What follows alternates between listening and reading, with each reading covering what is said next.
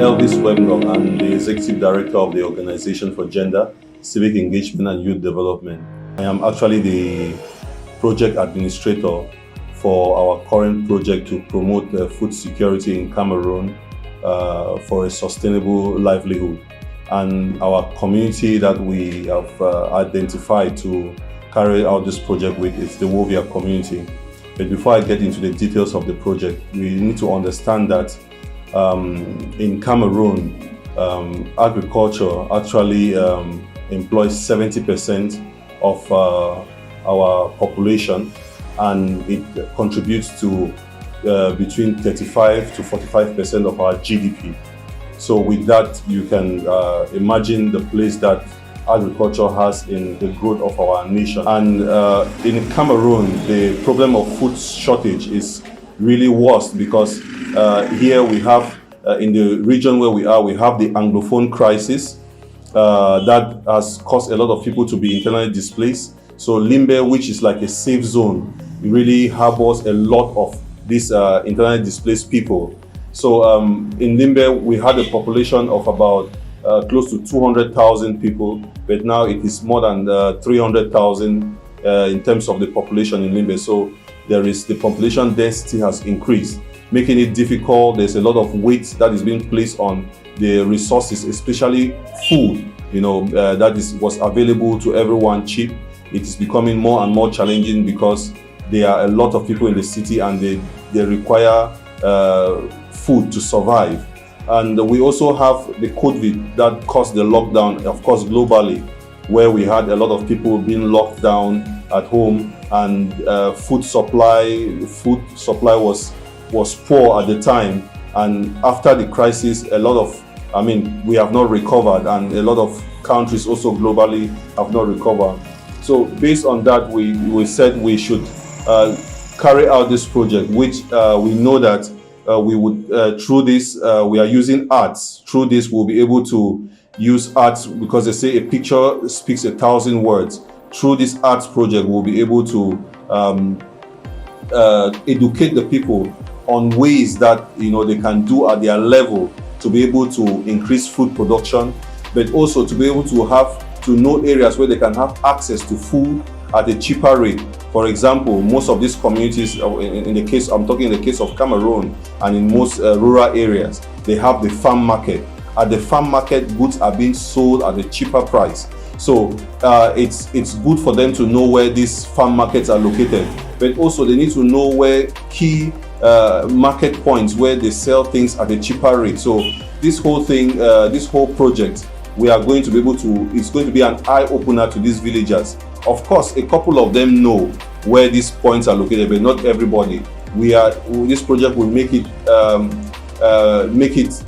such that this area is accessible to everyone. Everyone has the information and they can access it, and they get food at a cheaper price. So then they can live a sustainable livelihood. But also it will give them some strategies that they can use individually with the small farmland that they have around them. So we are going to use art to demonstrate all of this. And that's why we were able to get an artist on this project that we work with. So the artists will come work with these communities. And we should understand that most of these communities have a culture. And this culture, they are represented, like the Wovia community, there is the fishing community, though they also engage in agriculture. So this particular project would make them how they can relate their culture to arts, and also to them surviving with the food stuff that is being produced at their level. So right now with the project, we have been able to identify a couple of challenges that these communities are facing. So because we go out and we talk to the communities, not just in training, but we go out to the different groups that we have identified in the community, and we get to share with them this project concept, and we get to work with them to see solutions that are available at their disposal. Because the thing is, we have a lot of organizations coming in with the crisis that is going on, and most of what they provide is relief. And after the relief funds that they have given, is the people who have consumed all of that, they go back to being in poverty, and the depth of the poverty increases. So we are looking at what can this community do at their level So most of the activities that we have proposed, we have actually used an activity-based training approach to reach out to these people. So we are more of having them in sessions where there's dialogue, exchange with everyone available. And the thing is, what we just do, we give tips in the course of this training, and then they are able to come up with solutions that it's workable at their level.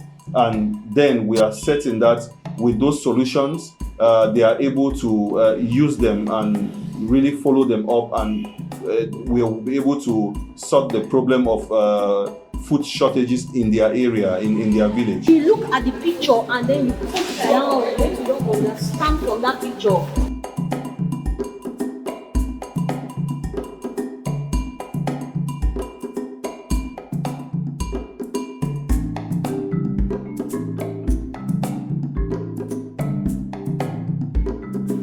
Fishermen are just from getting a catch. The method of fishing is the local time.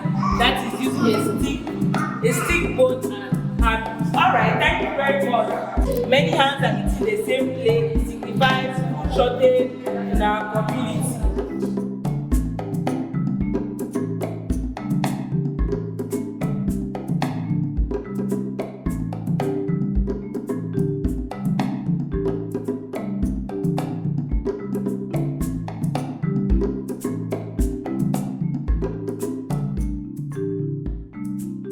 My name is Shana Atmenda. I drew a tortoise. I go where they call it cool. No, at times some people go to the sea to fish. They don't go intentionally to fish tortoise, but when you throw your net, at times tortoise enter inside the net. This tortoise like this, when it's caught, when you bring it, you brought it, you cannot eat it anymore. You have to call for people, your neighbors, you have to call for them. So you tell the price of the tortoise. The price even costs 10,000, 20,000, depending on the size of the tortoise. So you call for people, then each person can contribute. If the tortoise is 10,000, you can call for 10 people. They can contribute 1,000, 1,000, 1,000. Then you get the tortoise and divide it in 10 places.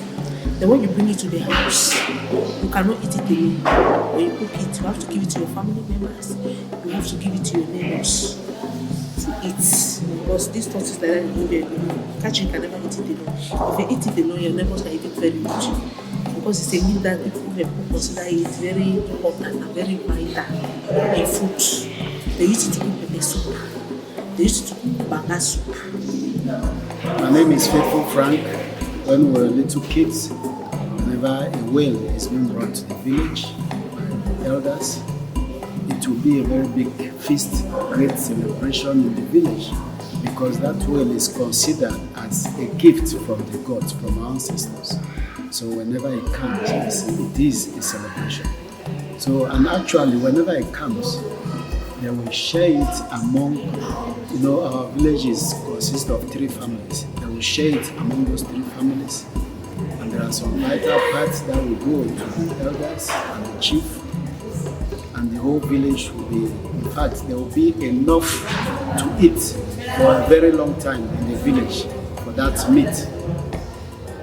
And so therefore it is customary tradition that up till date, if you will, every year, this happens yearly, every year. There is a particular period of time where a whale will leave the high sea and comes down to the shore. And whenever it comes, the villagers in charge, the villagers concerned for that ritual, they just know what to do. And the village will provide the necessary items for them to go and do the ritual. And after which it goes down to Jembe river, drink from it, and off it goes back to the high sea. So that is how whale is about Wovia village, Wovia community. We divided them into 2 groups. One group was expected today to write on hygiene and sanitation in respect to food security, and the other group was to work mainly on food security and its challenges. And it was the hygienic nature, and they got a restudy of how to use their utensils, and all the necessary materials in order to get the end product hygienically. Now, in terms of the food security and its impact in the Wovia community, the group was also able to explain today that most of the challenges they've had so far is that they do not have farmlands, they have rocky soils, the water is salty, which makes it difficult for them to grow agriculture and to make it a sustainable livelihood. That's why most of them engage into fishing. And the solutions they propose, so they are going to plead with the chiefs to at least allocate a land for them so that they can work or they can cultivate and have their end product. And they are going to see how to work also particularly on their mechanisms in order to ensure that there is sustainability when it comes to food security and food sovereignty. This project has helped in strengthening, it has helped in building capacities and knowledge and skills in the Wovia community. Participants through the projects and through different activities have learned to use arts as a form of telling a story and as a form of expressing themselves. Most of the times you don't get to see that we can use arts to sensitize people. But from this project and from the activities that were carried out on these workshops, participants learned that art is a more better way to sensitize a community on a particular issue. Belta Asek, I'm the project coordinator of OGCEYOD. First of all, the people of Wovia were very ignorant about agriculture because Wovia community is a community that is centered around fishing, which is something that has been a cultural practice for so many years. So these people did not see a need to diversify in other ventures that can generate food and also a source of livelihood. The quarter heads, the representatives, and community leaders were very, very friendly. They were welcoming, and access was really not a problem because these leaders are very open to change. Okay, my name is Kelechi Christopher Osuji, and I'm an artist. And my experience with the participants was a nice one, and I realized a lot of things during my communication with them. During the course of my project with them, I had to introduce to them what is art, making them to understand that art has a wide range and it's not just the visual art that entails drawing, but it's far beyond that. So, but I had to place my focus on the drawing aspect, which is what we did today. Based on what we did today, they were involving drawing of different activities. Like for instance, some of the participants drew whale because they say it has a cultural significance in their culture. Because they said whale has a special historic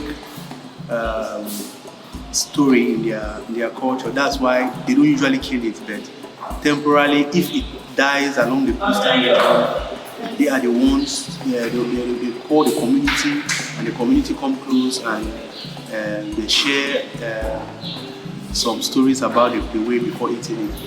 But everything being equal, out of that, they also went ahead with some drawings like showing poor hygienic conditions, which can help prevent cholera.